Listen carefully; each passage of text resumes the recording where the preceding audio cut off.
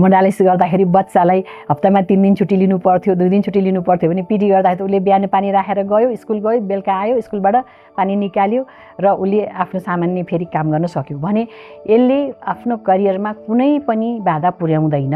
र अलिकता कामको त अब डायलिसिस किडनी फेल भएपछि यसै पनि हुने भयो। मैले अघि पनि भने कतिपय डेभलप कन्ट्रीहरूमा काम गर्ने मान्छेहरूलाई अथवा स्कुल पढ्ने कलेज पढ्ने मान्छेहरूलाई जसको करियर अनगोइङ छ उनीहरूलाई पिडी प्रेफर गरिन्छ। पिडी फर्स्ट भन्ने पोलिसी नै छ कतिपय ठाउँहरूमा होइन।